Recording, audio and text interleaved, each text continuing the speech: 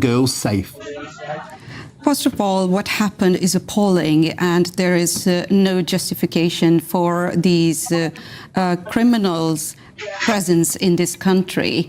My thoughts are with the victim and her family, and the account of the victim is heart-wrenching, and I think it should be a wake-up call for the authorities and for the British public.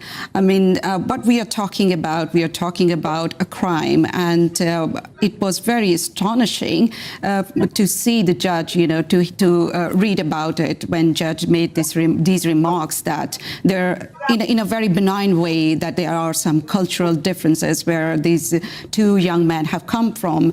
I think this banality of naivety is just staggering, because rape is not a culture, rape is a crime.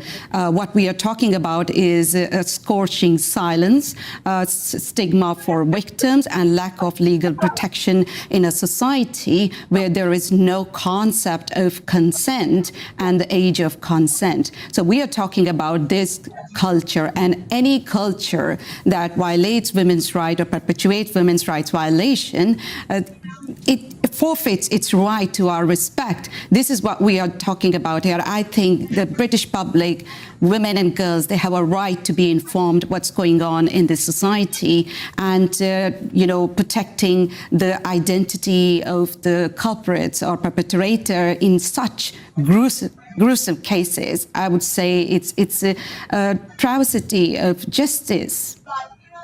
Khadija, you talk there a lot about culture. May I ask you a blunt question? Are we importing cultures from around the world that are simply incompatible with our own, particularly when it comes towards attitudes towards women and cultural misogyny?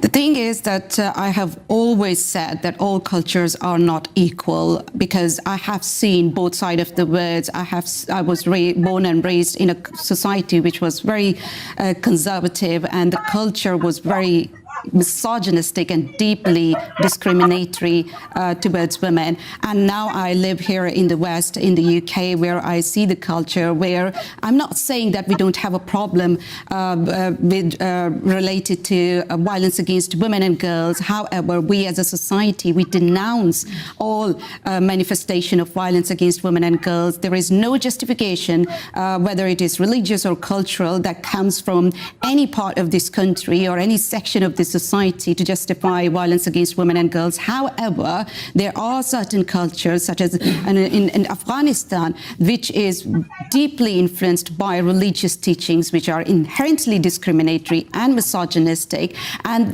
these religious and cultural beliefs, they impose unwarranted, detrimental, and undesirable restrictions on women, and the standards of piety and the honor which are placed on women and girls, they are just staggering, and they are not humanly possible to be met. So this is what we are dealing with here. This is a culture that is misogynistic, and these men who are coming from here, from these cultures, then obviously they are raised, in that culture. They know that the women has no place in social and political discourse, and there is no consent when it comes to women. I mean, just for an example, there is when we are talking about religious belief, there is no concept of marital rape in Islam, in a society that is very much influenced by Islamic belief.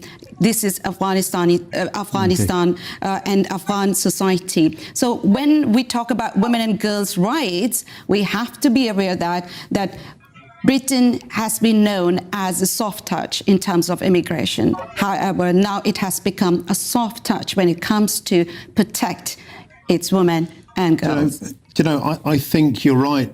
I think you're right, and I'm sad you're right, but I think you are right. And thanks for your forthrightness and your honesty. That's the politics and culture editor at a further inquiry.